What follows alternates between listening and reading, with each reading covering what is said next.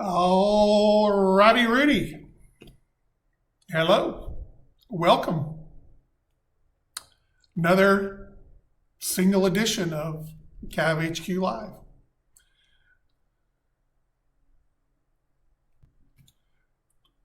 We are doing good. Shazboo, how are you doing? We're just waiting for everybody to kind of start showing up. We'll be lurking and working. He's a poet and didn't know it. Are you like Gimli doing real work? Are you working on models? Are you building terrain?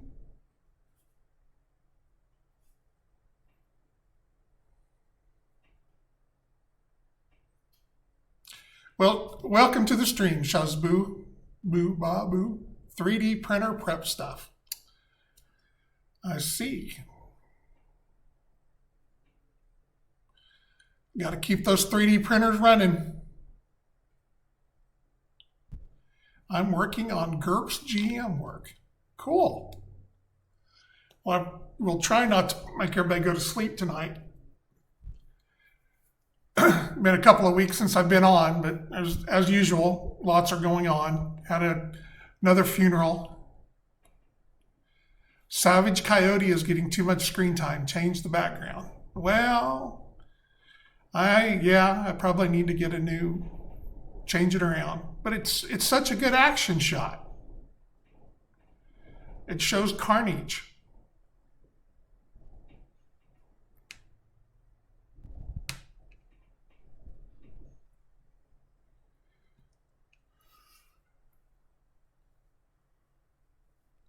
Oh, sorry. It's been a long day too.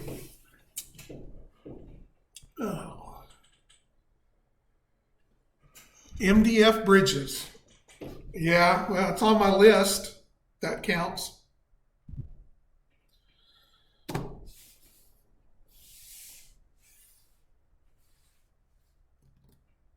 This is actually the first real week that I've had to hardly do anything since the last release. All those other world things getting in the way. So it's the apocalypse. Yeah, pretty much. Yeah, pretty much. Stay tuned for the apocalypse.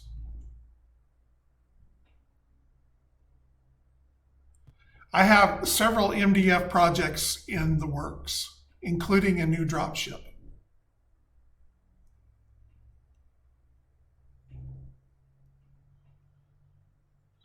So with the last MDF dropship I made, of course, I took the Badger that was already in the game and made an MDF version of that. So I stayed pretty true to the original design within the confines of what you can do with MDF. But I'm going to make this next one from scratch. So it will actually be I'll be able to take into account I don't really want to say it's limitations, but just the things that you get into with MDF.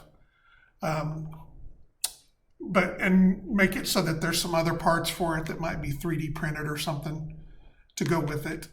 And then hopefully we will have the broadsword up and going pretty soon as well. We're just trying to get the files optimized so that we can run it on the printers. But I am going to get a couple of bigger FDM printers in that might make it a little easier to do the broadsword too. Yeah, the Badger's bigger than the broadsword, just by a hair. I think it's more bulkier than anything. I think lengthwise they're pretty close. Widthwise, lengthwise.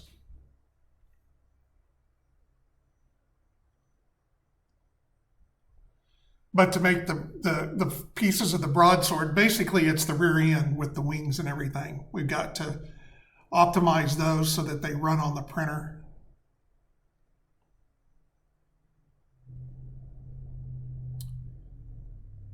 But there, like I said, I've got a couple of bigger format ones that I'm getting in that will probably make that easier too.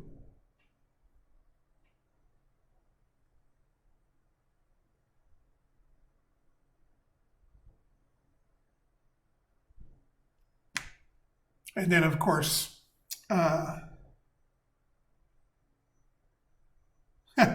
my local gaming area is dead set on Battletech for giant stopping robot fights. Any recommendation on how to convert my local gaming group? I don't think that I'm allowed to suggest violence, just in case my lawyer is paying attention. But no, I mean, that is a constant struggle. And it's not just CAV and Battletech or anything like that. It's once you have a group that's set on what they're playing and they've invested in and everything like that, it's super, super hard to get people to switch over. And especially if they're happy, with what they're playing and everything like that. My suggestion that has always worked for me when I was looking for new players and anything like that was literally just go into the game store. I don't know what your format or your setup is on your game store, but kind of pick the night or the day that you're wanting to play, and come in and bring in some things to paint, some things to work on. Sit around. Hopefully, people come by and ask questions, and say, hey, I'm going to be here next Sunday. I'm going to run a demo. Run a game, show up, and I'll show you how to play. But, you've got to find people that are looking for something new. Once they're set in their ways, I mean, it's, sometimes it's like busting your head against the wall. Battletech has got a very strong following. It has has had quite the resurgence here over the last couple of years. They're coming off they're finishing up a great big Kickstarter that people are backing. They're off of the deal. And your stores, your store is a big plus on that too. So if your store is big in Battletech, and certainly with the way that Battletech is boxed up right now, that's particularly favorable for retailers in the way that it's set up. So it's I wish I had an easy answer for you, but it just takes patience and the willingness on you or somebody else to come in and try to get them to play.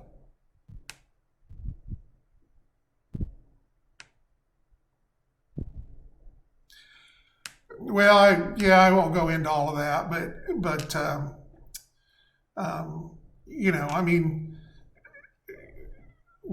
everybody has their things that we do good, and that's I think that our rules are better for what they are. I played Battletech, the original Battletech. Alpha Strike I don't really have much use for, but the original Battletech for what it was and what it does is great.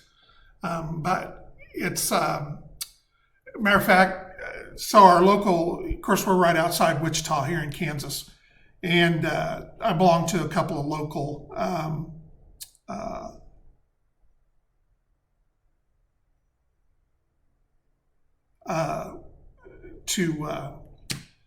follow games and everything like that. And matter of fact, today one came across about a Battletech game that they're setting up for this weekend or next weekend or something like that.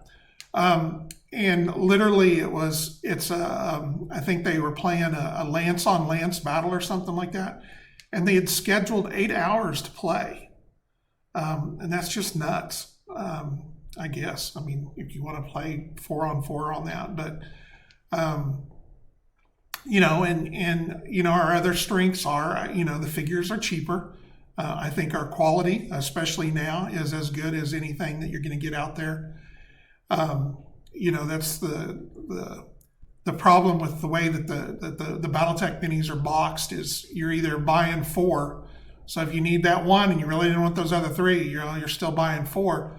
Or you can take your chances with the blind box, but you don't know what you're going to get. And then that pushes the secondary market up, so that the guys that are buying the boxes and breaking them up, are charging you top dollar for those figures. So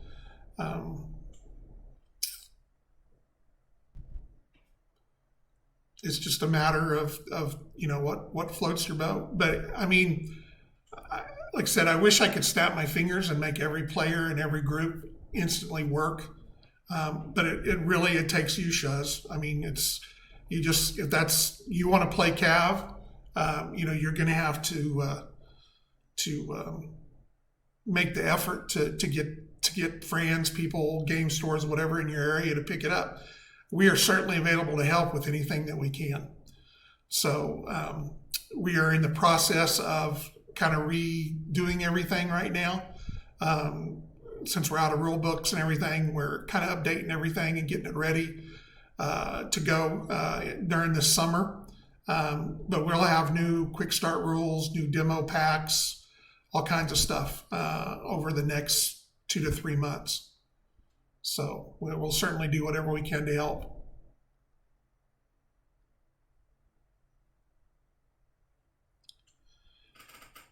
How long until decal restocks? Actually, we are supposed to be getting them. He sent me the email telling me that they were ready. So I would expect them maybe one day next week.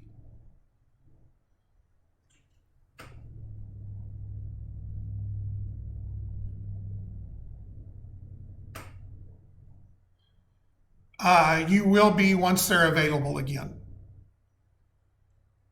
Since we're updating the books and everything like that, the current quick start rules and stuff need to be updated as well.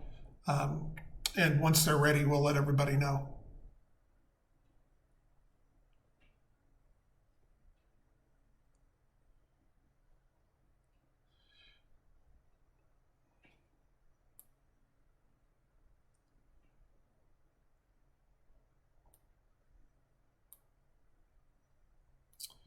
Yeah. Well, it's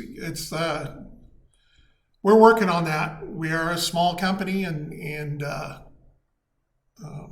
we're trying to get. That's kind of where the update and some of the stuff is going. It's our way of kind of updating everything and getting us into a better position so that we can get the word out there. And that's part of the problem that you run into at the game industry as a whole right now. It's very hard for smaller games to get our information out there to stores. Well, I don't know how much heart I have, but it is my passion. So we keep banging on the doors. But in this day and time, there's just hardly nowhere to advertise or get the word out. Unless you're spending $100,000 and basically buying the stores to bring your product in, and so we count on the players. The players that is our front line out there. But we will be having a box set available here coming up in a few months. That will help on the retail side of things because they really like having a box that they can sell. And so we're getting some things together for that. And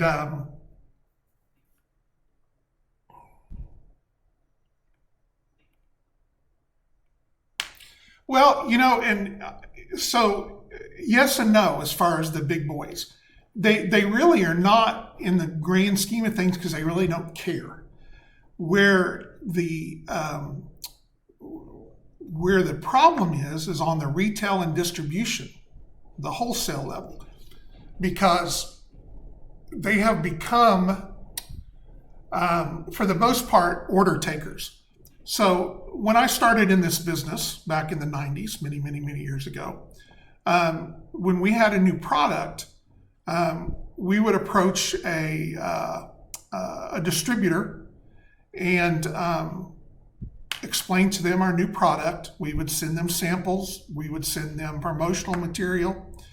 There were things that we could do. They call them spiffs. So as a salesman, you could, hey, if you can sell a copy of our book, to our game, for each copy that you sell, you get 50 cents or $1 or something like that. So there was things that you could do to help push your game out there. And these salesmen called these stores once or twice a week. And okay, here's what's new that's coming out. And like I said, if you had a good spiff or something that was appeasing to them and they were willing, and they were going to be selling your game, you would be on the forefront of that. So they would explain, okay, we've got this new game. Here's what's coming out. This is what they're doing. And the retailer would, oh, great, send me 12 copies. Well, pretty much Magic killed that. So when Magic came out, because it was such a big box item and the way that it was being distributed, originally the distributors got cut out. WotC was sending all that stuff direct. And so it really, really gutted distribution. And they are a shadow of what they once were. But they have come now. They are just order takers. There is I don't even know that most of them even keep salesmen anymore. There is, an account manager or something like that, but all they're there to do is to call their bigger accounts and that they know is going to order and take their order, or then their smaller accounts emails them and, they send it on to the order things and go. So the bigger companies have built these, have built up their stuff, to really promote directly to retailers. And, they have the ability to, approach these retailers directly with their different programs. And, that's where you see if you go into the game store and you see the Magic stuff and the plastic heads and Soul Jammer ships, Space Jammer, whatever and stuff, and those are things that I wish we could do, but we can't. I mean, you're talking about, $1 million worth of advertising that they'll do on something because they're looking at doing $100 million release. And on top of that, the secondary market for Magic cards and everything like that took a lot of cash out of it used to be your gamers, you would buy a game and you'd play it and the new product would come in and you would go into the store and you'd buy it the next time. And, so you were supporting all three levels of how things were done between the, helping the retailer, helping the wholesaler, and helping the manufacturer. Those are the three levels that need to work together.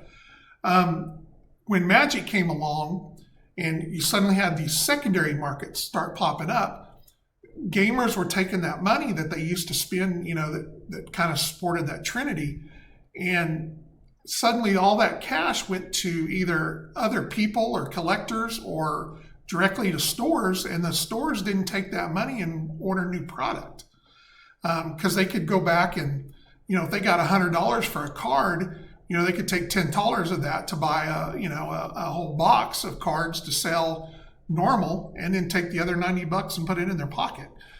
So that took a lot of money out of the industry as well. And it's something that we've never been able to really get back. We've lost all of our gaming magazines. There are some online resources, but the ones that that are the bigger ones, again, you're back into they want $1,000 just to put a box up on their webpage, And then there's so many, and it's so segmented, it's so busted up. Who do you pick? There's 100 different channels or 100 different YouTube people or something like that, and lots of them are 300 to 1,000.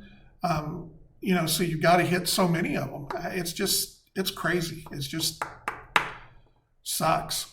But yeah, wow. So we try to hit the conventions, and unfortunately, some of the conventions are not as big or as focused as they used to be. Origins and Gen Con are great shows, especially if you're into the big three, or the top 5 games at the time or whatever. But everything else is just how it's out there. It's just there. So and there's things that we need to do better. Obviously we've had our own issues. We've spent COVID getting our own manufacturing in-house. We do pretty much everything in-house now. It's been a slow process that we're just kind of getting on top of. We've had some things in real life that were unanticipated that we've had to deal with here over the last 6 months especially. But we are in the process of working through those. That's kind of, like I said, with the relaunch and the update. Those are things that we're working on. We'll do much better with our Twitch streams and our YouTube stuff. We've got some influencers, that are on board that are going to help us out once we're moving ahead. So, it's going to be 2 or 3 months for us to go, but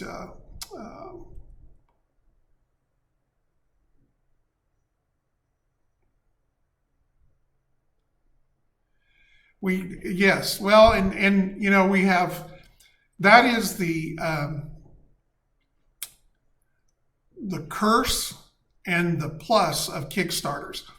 So in the past, of course, we've done 3 Kickstarters, and the Kickstarters are great for getting the word out there, for building interest, and we get all these people to back us, and we get the product in, and for the next 3 or 4 months, it's just crazy going out the door, and new players and new people that come in. But as when you're sponsoring a game system, you can't. Here's a prime example. So when Reaper Miniatures does one of their Kickstarters, of course, they do 100 figures, 200 figures, whatever they end up doing. They fulfill that Kickstarter, and then they can take those figures, the leftovers, and they release those on a monthly basis between the end of the Kickstarter and the start of the next Kickstarter. So they have new product coming out for all the time for people that didn't get into the Kickstarter, that are going into the stores or whatever, because they're not supporting a game system directly. So if it takes 3 months for this particular figure to show up, you're not screwing somebody over that's waiting for that figure for their army or something like that. Whereas with CAV, we can't do that because we have all these figures, and then we go, okay, we're only going to release, 4 of them a month out of the Kickstarter. Everybody that's building this army, they're not getting their stuff. All this guy is. So we have to release everything at one time. So we have this, feast or famine kind of approach to it. So, we do our Kickstarter, for the months after that, it's all good.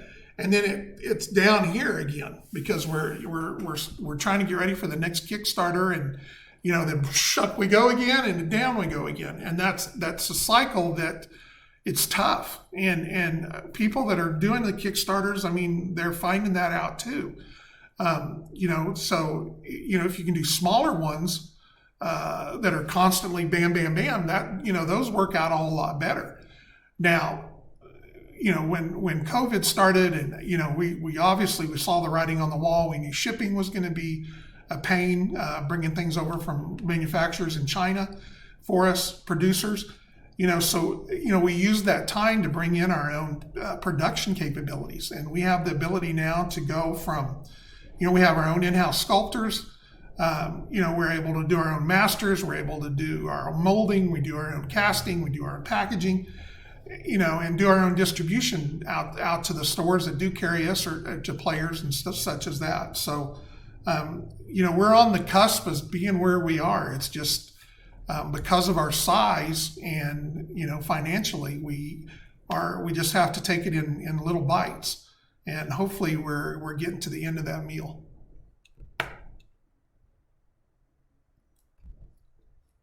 But we have lots and lots of more stuff coming out. So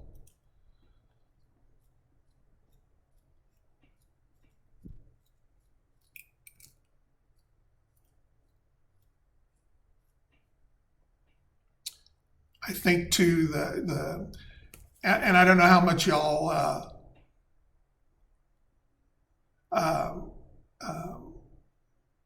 have paid attention to anything that we've talked about in the past or whatever, but this summer we're kind of doing an update to the CAV universe. So there is going to be a kind of a reboot of the universe. We are losing the alien races. It'll make it easier for us material wise, not to have to try to produce everything for 5 different alien perspectives. Not in the current the way that it is right now. But we're going to try to move the factions and everything over into a new version that will be will include the Adenese, but they'll have a different story. They're not going to be the elven peacekeepers. Yeah, I don't know that it's necessarily empires. We're trying to move everything to little smaller groups. We want more of an emphasis on mercenaries and mercenary units and things like that. So yes, Templars are still going to be around. They're actually going to be one of the bigger groups. So, but there will be a version of, like I said, in story-wise, not necessarily the race, but story-wise, everything that's out there is going to be still existing. And the other part of that too is, the current CAV universe is not going anywhere. You can continue to play. Everything that's out there is out there ready to go. We're going to, of course, the rules are not going to change, so the cards are still going to work the same. So as we release new models, you can build to the current factions and kind of go on from there. So, we're not killing the CAV universe as it is. It's just, it's kind of like the multiverse. We're just kind of going off and doing a alternate universe. Everything that you have will work exactly the way it works now. The only difference is in the story. It also, yes, you will be able to, so models will not be assigned by faction anymore. So you will be able to choose and pick any model that you want to be as part of your unit. We're kind of, I don't know how familiar you are with the original version of CAV, but we're kind of putting more of an emphasis back to the corporations. They're out there and they're selling to anybody who wants to buy their product. Well, the name for the new universe is Armored Might.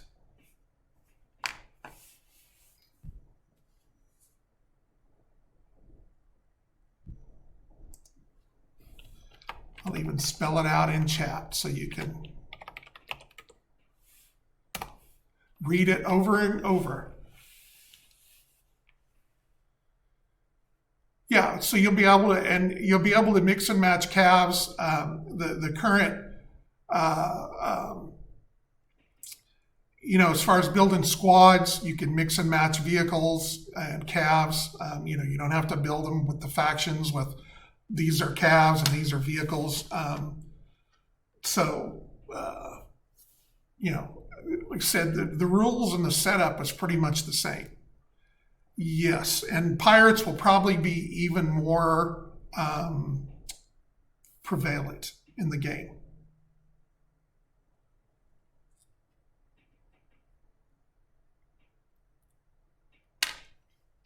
And as much of the current units and everything that we can, we will move them over into the new universe. Like I said, I don't know what an updated version of the Adon or the Ritterlich or something will do, but they'll have their versions in there that you will recognize them as a faction.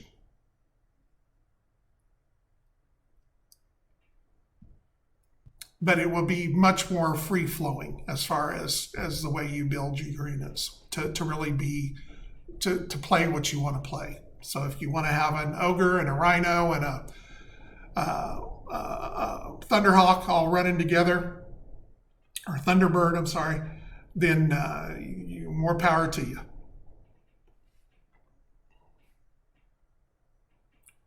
And we will finally get all the cards caught up and colored versions of the cards. Probably 60 to 90 days. We're finishing up some of the updates and stuff like that. Then we have to get them off to the printer and everything like that. All the figures and stuff that go in them we've already got. But, right now we're probably looking at a 60 to 90 day window.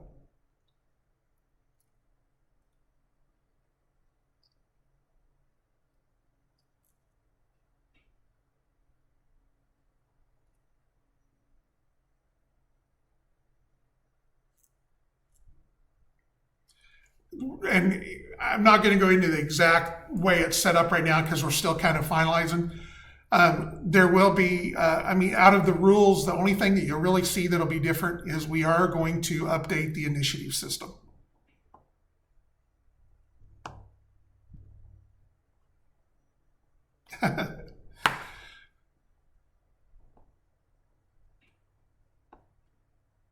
Well, as far as the demo kits, we're going to have a program set up for those, so that'll be something that we'll be able to supply.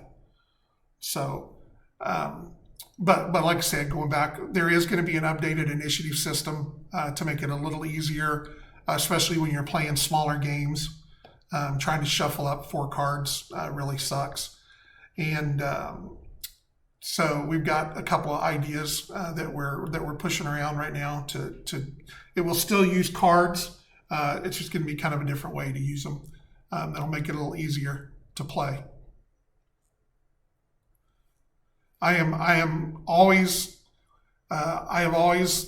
enjoyed a random set of movement as far as Games Workshop, you move your side, I move my side. BattleTech is we go back and forth. But to me that gets old, and doesn't really grab some of the fog of war, I guess, in there. So I've always liked cards for initiative with a system that randomly, sometimes you guys your side gets screwed. The other side gets all the cards, and it is what it is. The good thing with CAV is initiative is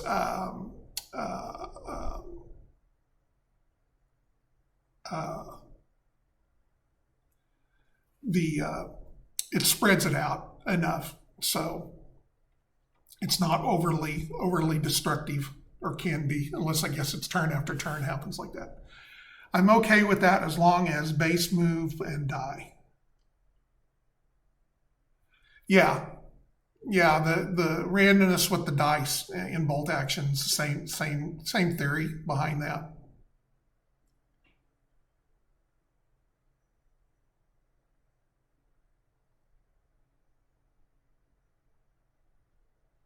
And recon squads will still have the ability to to mess with the deck, and there'll be some new things that we'll put in there too that you can use to kind of offset a bad card.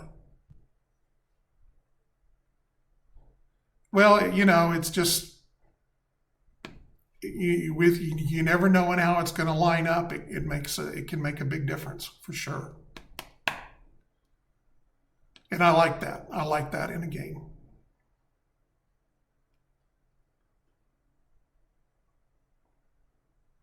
As long as it doesn't get overly complicated, which it's easy to do as well. I know that Mr. Twitch, JS Twitch, was talking about a card initiative system that Firelock Games uses for their Blood and Plunder. And I went over and looked at that.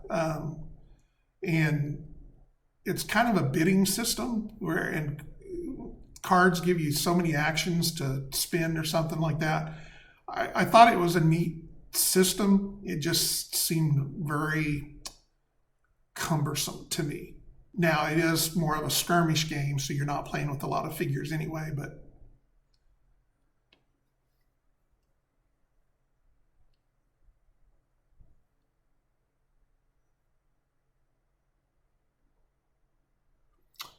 so, well, and we have. And so this is where some of the changes in the universe is kind of coming into play, because one thing that we ran into is when you have 5 different alien races and you're trying to put enough stuff in there to make the races seem somewhat different than the humans. And it made it very hard to try to get materials together that would encompass the whole universe, and with the different perspectives and everything like that. So by going to an all-human universe, it allows us to get away from that and be able to just, okay, now everything that we're doing is from a human perspective.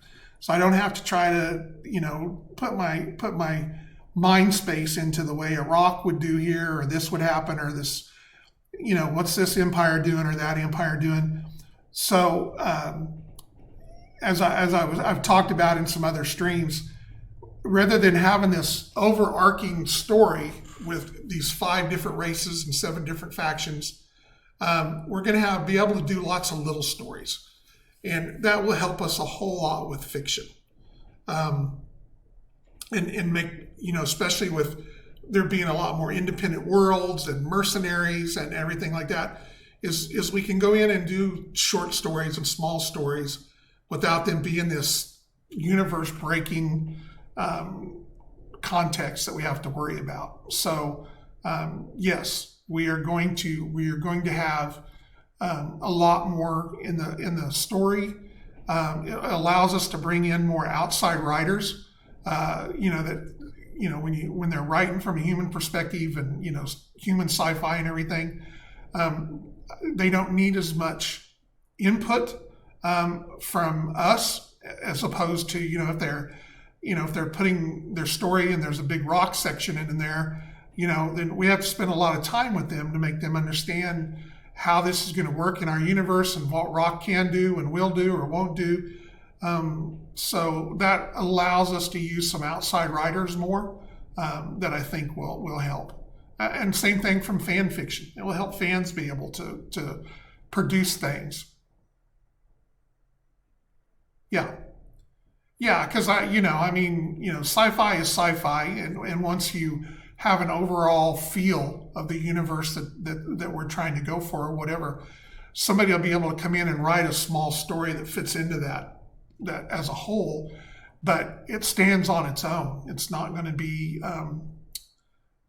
something that needs to be nearly as tight in it, and with, like I said, the emphasis on more independent worlds and smaller factions and everything like that is, things you as a fan or as a writer brings into the game. It can become part of the game universe without worrying about it upsetting the cart, and that will come out later and screw something up that you've tried to do. Especially with pirates and mercenaries. I mean, there's going to be so many different ones out there. There's no way we'll ever say that this is, that there are X number of mercenary units in the universe. They're coming and going all the time.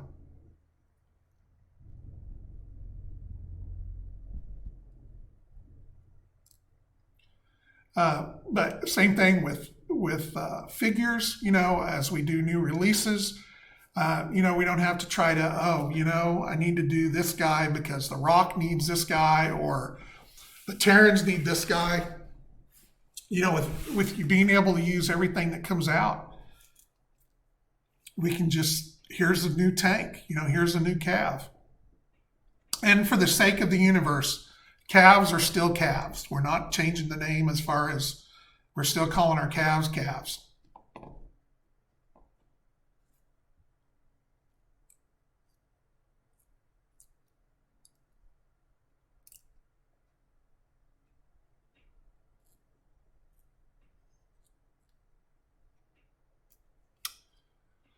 All right. What other? Long live the CAVs. Yes, sir. Hi there, Hobby Habit. How are you doing?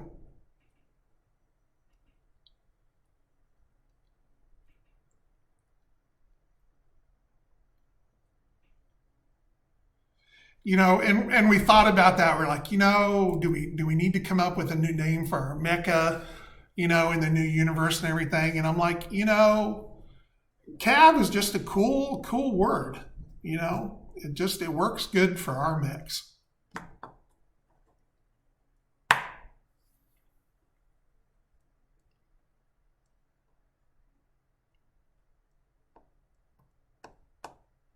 Something else that is a big plus for this too, when we're working more from a human universe without having to have a particular look for an alien or something like that, we can certainly take advantage of the new AI art software that's out there, to generate filler art and things like that. So that's something I'm looking forward to taking advantage of as well.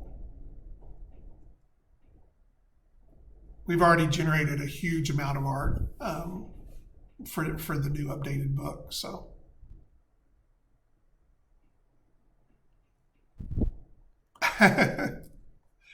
Yeah, if you Google CAV, you usually get a bunch of stuff about either a military unit or the Cleveland Cavaliers.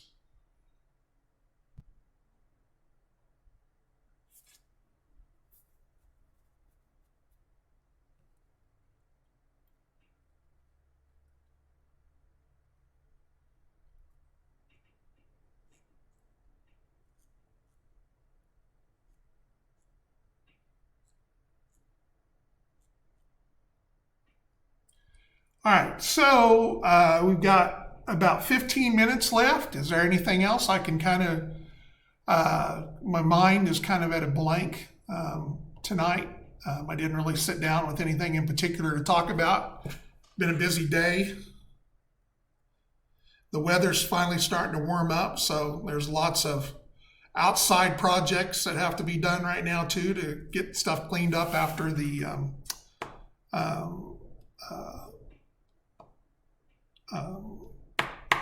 winter.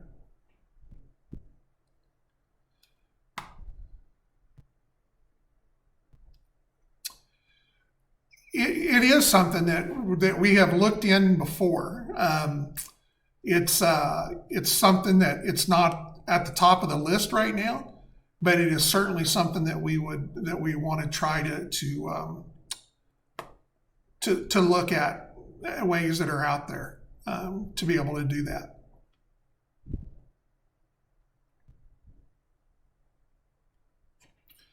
I mean, you have to kind of split your mind up, but I mean, you can play CAV solo. You can set up two factions and fight. You just got to kind of split your thinking up and play. Don't try to shortchange one side. But it would be nice to put some kind of system in place that would generate some randomness to it.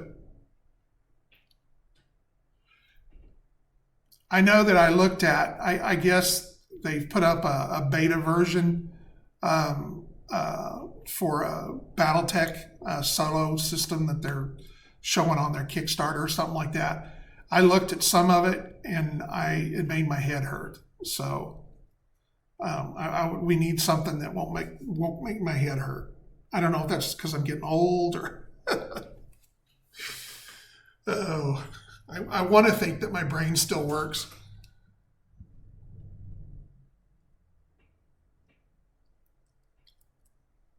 Yes, well, that'll be so. Uh, what we call a Journal of Recognition. We had one that we were going to be releasing pretty soon for the current version of CAV. So we're moving back and having to do a little bit of reworking with those. But yes, those will be coming. We'll have the Journal of Recognitions. We've got a campaign book that we're going to be finishing up, and those will come later in the year.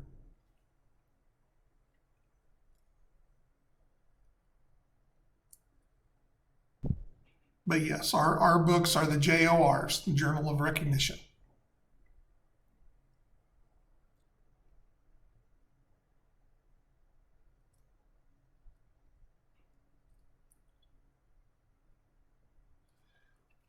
Bike fixer, me either. They were, we had them close to being done.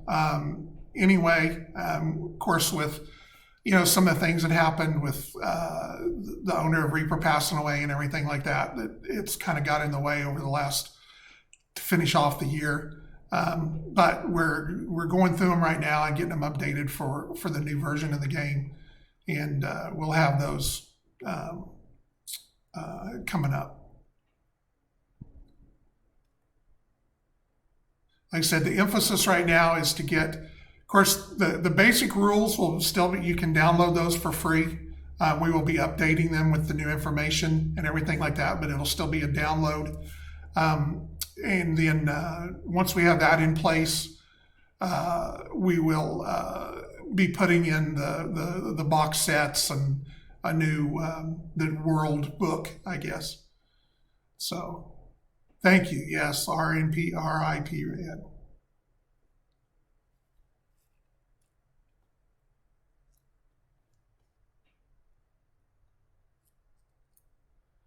Yes, the core rules will be a free download. The new rule book will include those rules in that book, but it's going to be much more of the source information, plus the construction rules and things like that. But as far as the base, how you play the game, the data cards and everything like that will be for free for downloads off the website.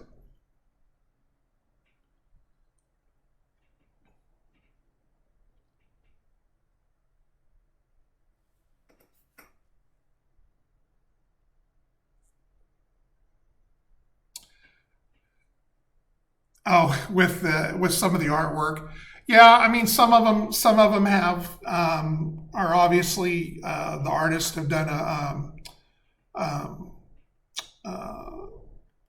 much more complicated system. I know that the newer cards and stuff like that have a much easier look to them. We've thought about using painted models. There will be a bunch of pictures of painted models in the JOR book. The problem is we just don't have everything painted up to a level that I would like to have for every figure. At some point we will have those, but out of the models that we have right now, probably I would say 30 to 40% we have good painted versions of those models.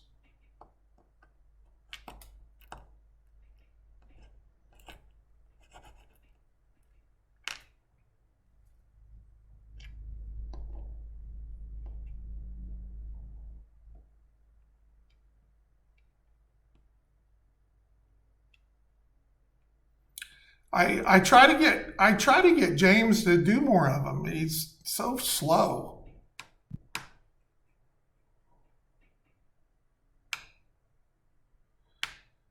Well, yeah, Savage Coyote and a couple of our other painters, they have a lot of new kids and all new things in their life. So hopefully they'll get caught up pretty soon, and we'll get a whole lot more stuff out for them. I know if you go and look at some of the data, the newer data cards,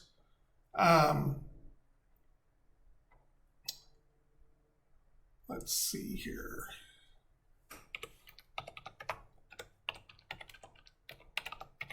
That we have tried to do a better job of not so much the complicated paint jobs that we had from some of the stuff that was out of the original rule book. But if you go in and look at like the, if you go to the data card section with some of them that are like the Mastodon is up there, it has a much more simplistic paint job to it that is, would be pretty easy for any painter to do. If you look at like the Scorpion, so those will be more of those are more of the designs going forward that we're looking at for artwork.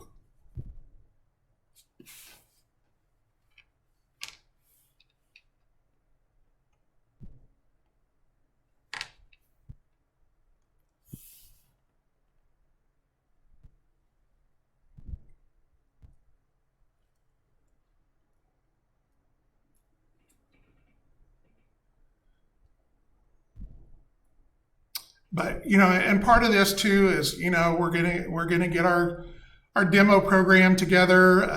We're gonna have a fan support program, and we're gonna get there. This is gonna be 2023 is the year of CAV, or the best year we've had for CAV anyway. So.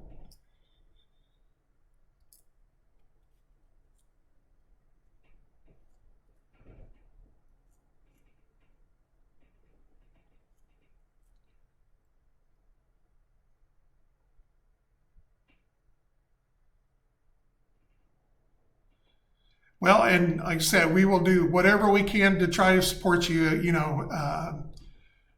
especially once we have the demo sets available. Those will help immensely, because they're set up where, anybody that you run a demo for gets a free mini. And that's a pretty good way to get players interested in the game.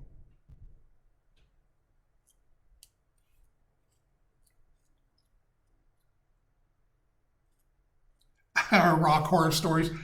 The Rock and the Mount Vernons are going to be the hardest of the two to go in there. Yes, you will be able to print out the quick start rules, but they'll also be, like I said, we'll have those available that we can send out to people.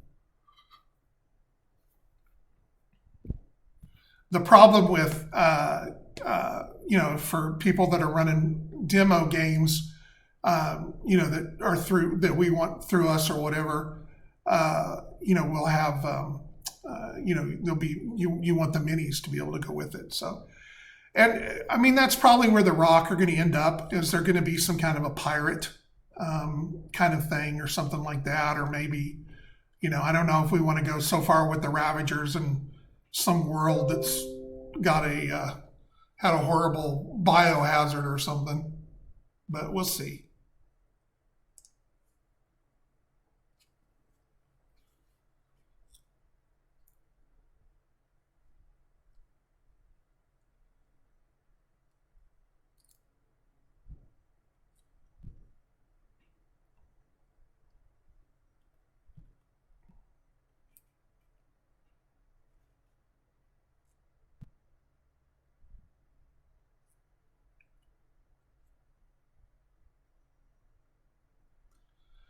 And James, I will do a better job of getting a new background for next week. Just for you. We'll come up with a new background. Maybe we can get James to join us next week. Be like old days.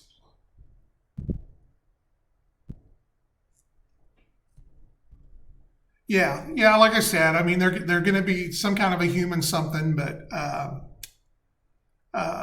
we'll come up with something to make them interesting.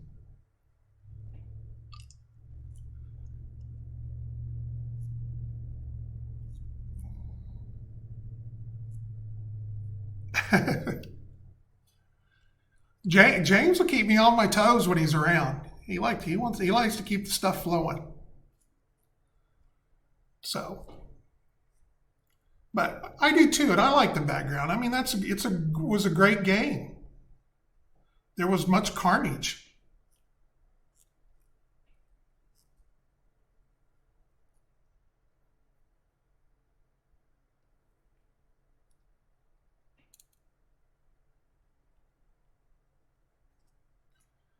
And you guys that are out there, doing YouTube shows or whatever, or looking to do one, this would be a good time to start getting ready for one.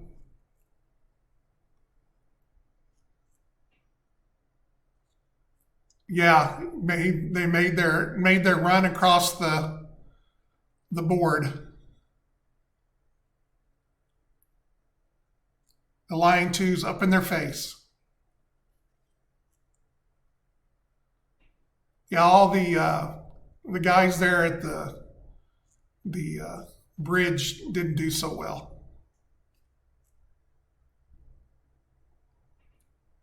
Well, and we've got a couple other bigger channels too that are going to be joining in once we get um, a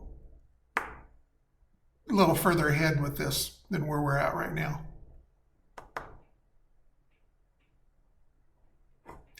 I've got to finish up my crashed Badger. I've got a game scenario for it that I've been working on, and I've got to get it done. There are some great Reaper figures out there that would make a great alien scenario for creatures.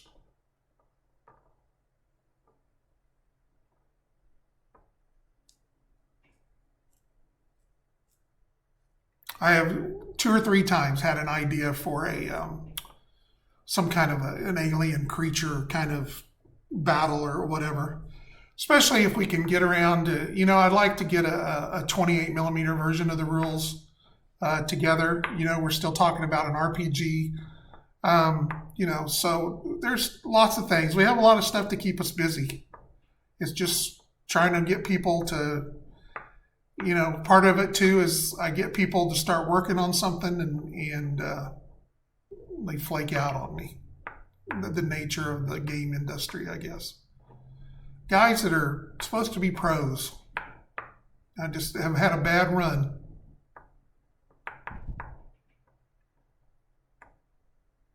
And part of it too is I'm old. I'm old and old school. A lot of the people that I knew in the industry are gone. They're not even in it anymore. They've moved on to other things. They're tired of being broke.